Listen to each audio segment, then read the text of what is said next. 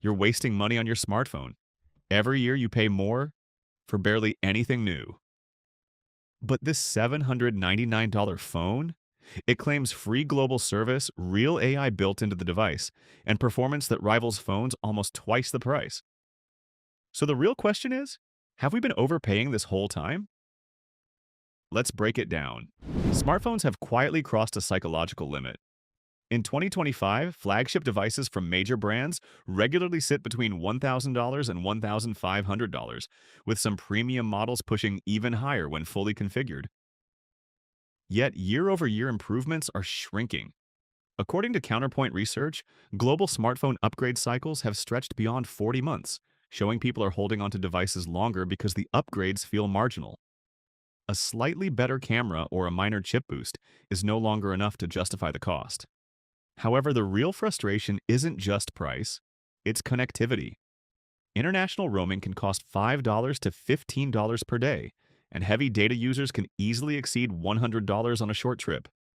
Even with eSIM technology, switching networks abroad still feels confusing for many users. There's always that hesitation. Should I turn data off? This mental friction adds up. At the same time, AI is being pushed as the next big thing. But most smartphone AI today depends heavily on cloud processing. That means your data is uploaded, processed, and sent back, raising privacy concerns and causing delays. A 2024 Deloitte report found that over 60% of users worry about how AI services handle their data. Now here's where things start getting interesting very quickly. This new $799 phone claims to remove pricing pressure, eliminate roaming anxiety, and bring AI directly onto the device, all in one move. This phone isn't just another mid-range device trying to look premium. It positions itself as something fundamentally different. An AI-first, globally connected smartphone designed to remove everyday friction. At $799, it sits hundreds of dollars below flagship pricing, yet claims to deliver comparable performance in areas that actually impact daily use. The biggest promise is built around integration. Instead of treating connectivity, AI, and hardware as separate layers, this device combines them into a single system. Think of it like moving from separate apps doing individual tasks to one system that handles everything seamlessly. That shift matters more than raw specs. For example, global connectivity is no longer treated as an add-on feature like roaming packs or travel eSIMs. Instead, it's presented as a built-in capability. If accurate, this could eliminate an entire category of mobile expenses. GSMA data shows international roaming generates billions in annual revenue for carriers wide, meaning any disruption here is significant. On the AI side, the focus is on doing tasks directly on the device. That means faster responses and reduced reliance on internet access. Apple and Google have already started moving in this direction, but most features still depend partially on cloud systems. But here's where the stakes quietly rise even further now. If this phone delivers on both fronts, it doesn't just compete with flagships, it challenges how smartphones are designed, priced, and experienced altogether. On every level, the most attention-grabbing claim is free global service. Instead of relying purely on traditional carriers, this phone reportedly uses a hybrid system, combining satellite connectivity and global eSIM access. Satellite support isn't entirely new. Apple introduced emergency SOS via satellite. But expanding it into everyday connectivity is a much bigger step. The phone also uses AI to switch between available networks for the best signal, similar to how Google Fi dynamically selects carriers. Compared to traditional roaming, the difference is clear. Instead of paying $10 per day for limited data, the idea here is consistent access without manual switching. If you're tired of overpriced upgrades and fake innovation, subscribe, because we're only covering tech that actually changes things. However, there are valid questions. Infrastructure isn't free. Satellite bandwidth is expensive, and global network agreements require ongoing costs. This raises the possibility of fair use limits or speed restrictions after certain thresholds. At the same time, the AI approach pushes things further ahead.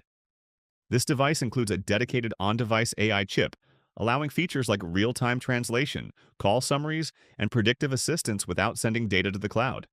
Qualcomm and Apple have both emphasized on-device AI efficiency, with some models capable of running billions of operations per second locally. What sets this apart is how deeply AI is integrated.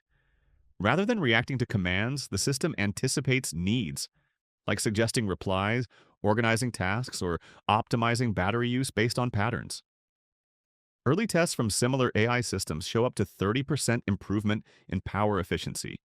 Finally, hardware remains competitive, with high refresh rate displays, advanced processors, and large batteries becoming standard. The gap between $800 and $1,200 devices is narrowing fast. And this is exactly where expectations begin to shift dramatically. Now comes the part that actually decides everything: real-world use. First, the international test. Imagine landing in another country, stepping off the plane, and your phone connects instantly. No SIM swap, no app setup. That's the promise here. In testing, the connection happens within seconds using a hybrid eSIM system. Speeds, however, tell a more realistic story. While urban areas reached around 50 to 150 megabits per second, similar to mid-tier 4G, fallback satellite mode dropped sharply to 5 to 20 megabits per second, with higher latency around 600 to 800 milliseconds. That's enough for messaging and maps, but not smooth video calls. Compared to traditional roaming plans, this still feels like a major shift. Next, the AI stress test pushes the limits further. Real-time translation in noisy environments showed about 85 to 90% accuracy, which is usable but not perfect. Multi-step tasks like planning a full travel itinerary were completed in seconds, noticeably faster than cloud-based assistants that rely on internet speed. On-device processing also means zero data upload, reducing privacy risks significantly compared to cloud AI tools. Finally, battery performance reveals the trade-off. Continuous AI usage, translation, summarization, and editing drained about 18 to 22% per hour.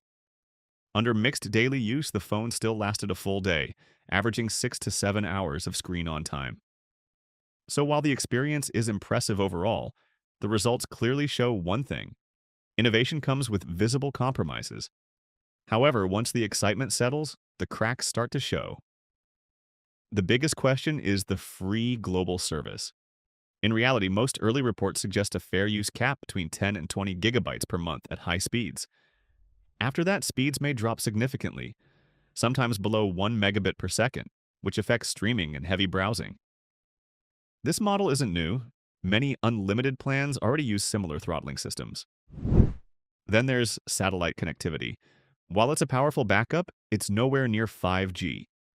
Latency can exceed 600 milliseconds compared to 20 to 40 milliseconds on standard 5G networks. That delay makes real-time tasks like gaming or video calls frustrating.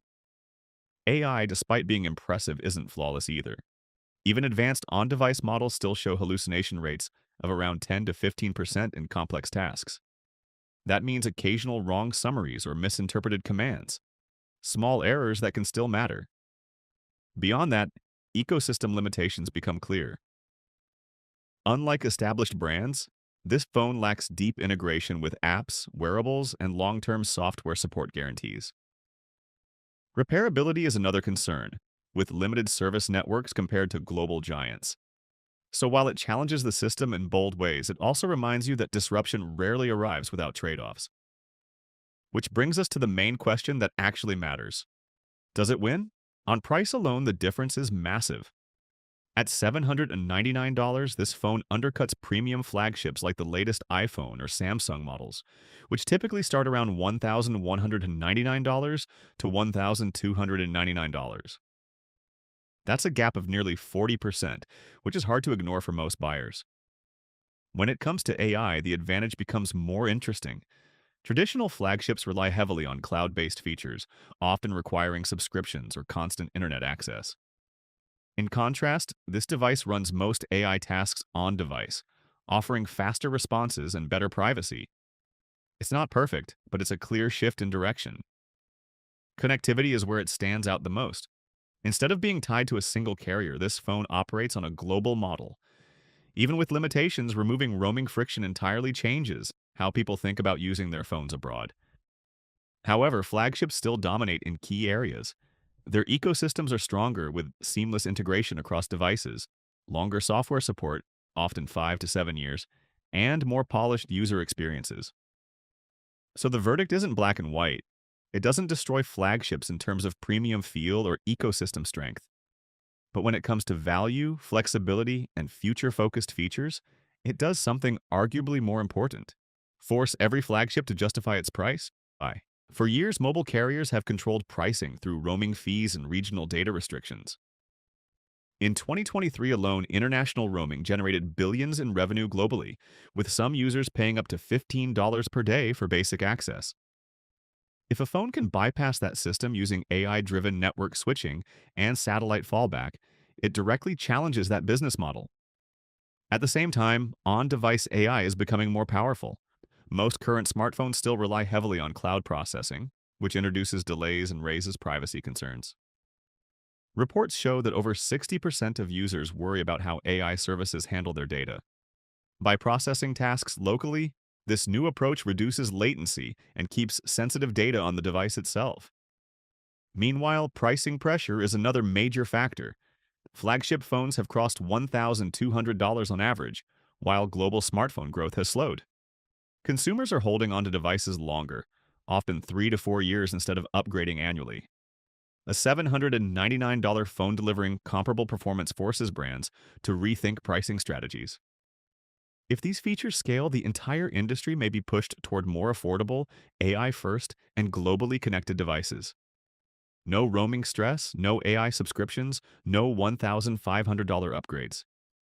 The real question is, would you still pay flagship prices if a $799 phone gives you more control? Drop your answer in the comments.